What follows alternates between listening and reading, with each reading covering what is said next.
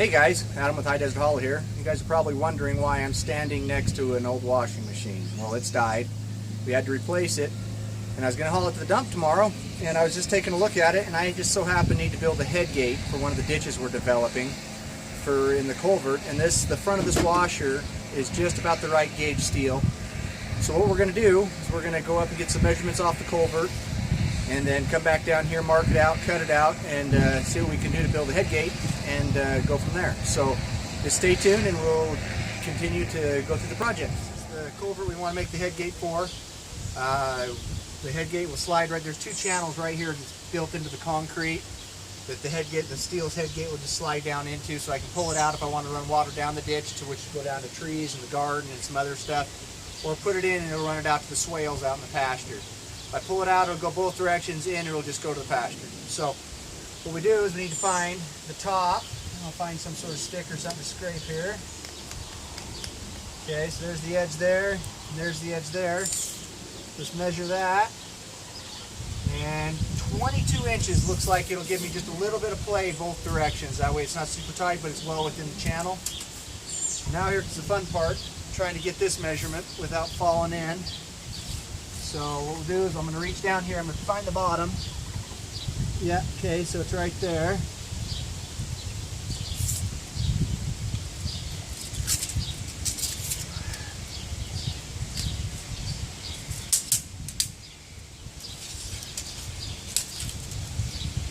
Get the tape to spin the right way.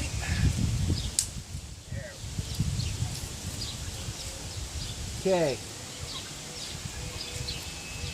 So I can fill the bottom of the culvert. I went just past that by about 1.5 inches, 2 inches, and it's just soft mud down there.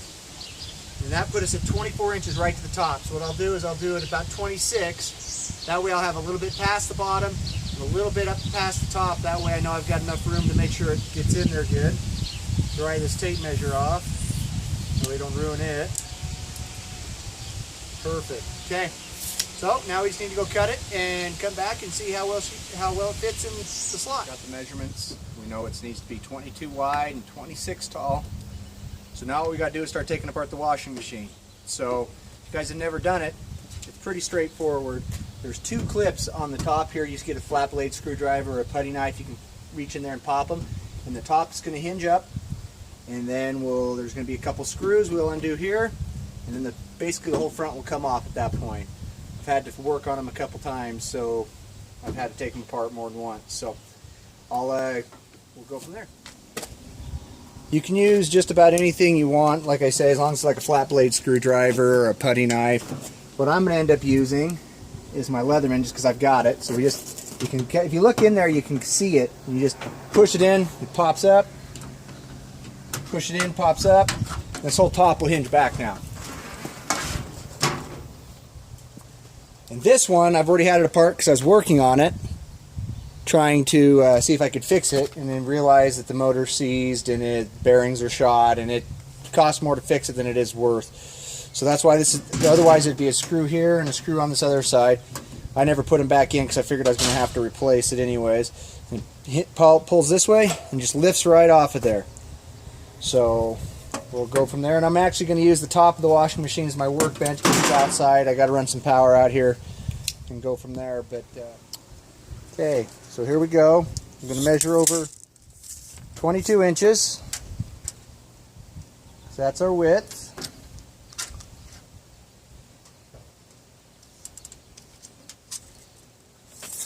Just so I can make sure it's square, I got my carpenter square out here. Make sure it's even across the top there. Mark that.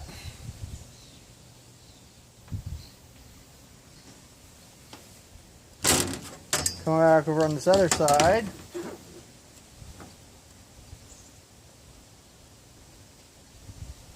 Mark that. Now,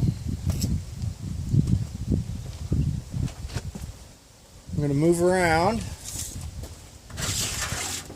make sure my lines are the same. 22 inches. Now I'm going to want this one end to be the top where it's folded over already. So I'm going to measure up 26. Mark it there. 26, mark it there.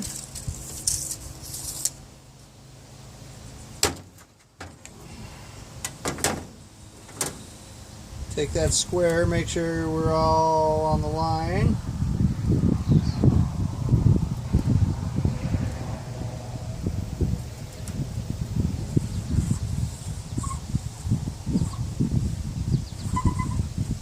There we go. Alright, I'm going to go get the grinder with the skinny wheel on it and we'll start cutting this out. The lines are marked out on deal on our washing machine face. We've got power pulled out, we've got the tools out. We should be ready to cut. On the power, just so you know, for super convenient, if you've got a central location you work out of a lot, which we're right out, so right now we're right out front of my shop, I've got an extension cord mounted on a retractable reel. And I just bought it at Harbor Freight. I'm sure there's better ones out there. This one works really good for what I need. And I've also got an air hose on a retractable reel as well. They're both 50 feet on each one, which means I can reach anywhere in the shop I want to be, or even just outside the shop. So if I need to air up tires on vehicles, I can pull them up, run the airline out. When I'm done, you just grab it. It's got a ratchet system in it. You pull it, and it starts, and it's spring loaded, and starts pulling the line back in. Same thing with the extension cord. Super convenient. I'll take you in and show you some pictures of it here in just a minute when we get done cutting this, when I'm putting stuff away.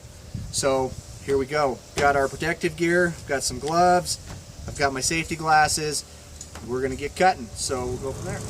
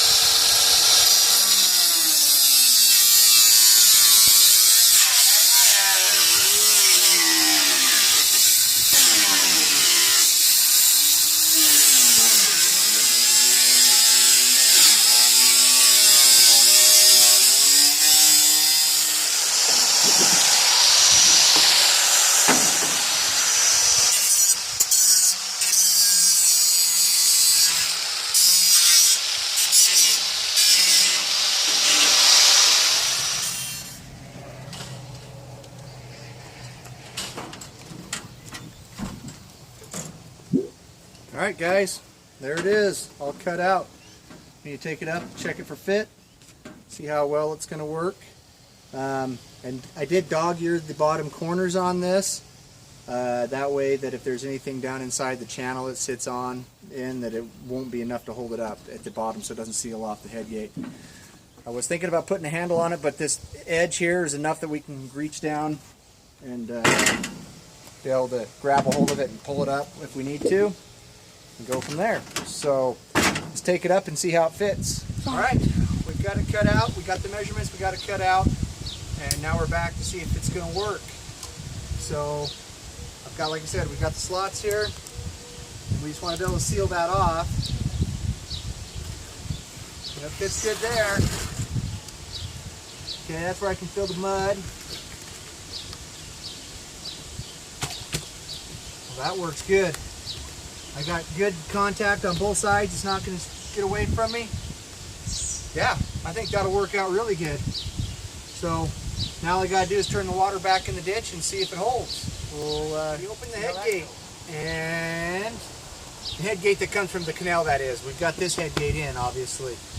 And so far it looks like it's doing good. We'll get a shot of the other side and get some footage of it, make sure we don't got a lot of leakage through. A little bit of leakage is expected because it's not a watertight seal, but I just want to block off the main flow because We just, like I said, we don't need to flood the yard and the garden and cut these trees all the time, and as much as I want to flood the swales and the rest of the pasture. So let's get some footage of the other side. That's the culvert from the other side. We are getting just a little bit of leakage, but that's all right. I've got another stop up here where it won't get past anyways, but you can see the water flowing on the other side, and then just the little bit that's there, I'm not worried about it. It's working good. You can kind of see the high water mark there still a little bit from where the water normally sits if I don't have that head gate in. So yeah, works good. In fact, let's maybe I'll go pull that head gate out real quick and we can kind of see the amount of flow of water that comes rushing out when it's not there. That way you get a perspective. Let's see what happens.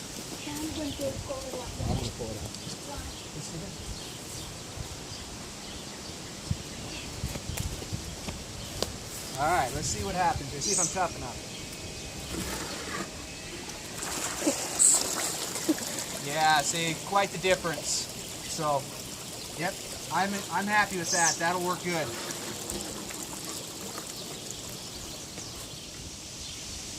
All right, everybody. Headgate project is complete. Works well. I'm happy with it. Just one more thing we're doing here to try to continue that self-reliant lifestyle and promote modern homesteading. So if you would like the stuff that I've got going and enjoying the videos, give me a thumbs up and subscribe to the channel if you haven't done that. Other than that, this is Adam with High Desert Hollows signing out.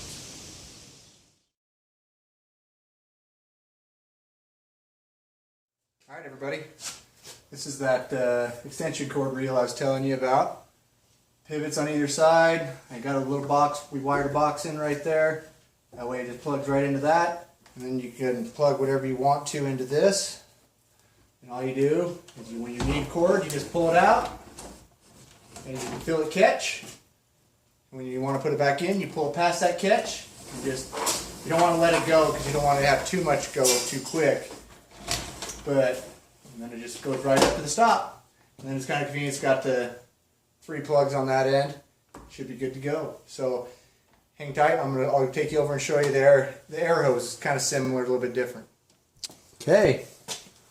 Sorry about the lighting over here. I don't got as good lighting on this side because of the garage door. But got the air compressors down here. I just got a line ran up to this. Same thing. You can hear it clicking. So it locks there. When you're done using it, you can pull out, like I say, it's 50 feet on each one. Pull it out. When you're done, go till it done stops clicking. Automatically goes right back up. Convenient storage. I've obviously got other hoses too in case I need to get longer or I need to take the air compressor someplace else. But for most of all my shop use, I just set everything up and use it right off of that. So another convenient thing you can do.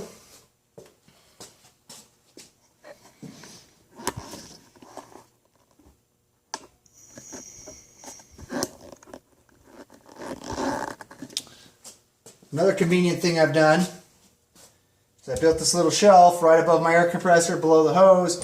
That's where I keep all my air compressor tools. Whether you're for filling tires, the blowers, tire fixing stuff, I kind of keep right here too. Air gauge, oil for my compressor. You want to make sure you keep checking that on a regular basis if you're using your tools. It's just all that fun stuff. A little bit of Teflon tape. In case I need to put together some sort of air tool, I've got all sorts of different pieces here. So, and then I've also got oil for the air tools themselves. So, kind of just a little work area I've got that way when I use that stuff, it's all right there.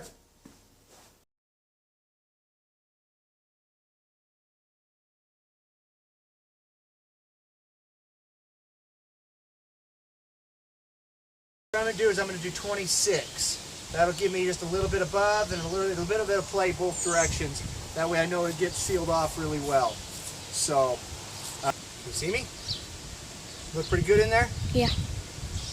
Okay.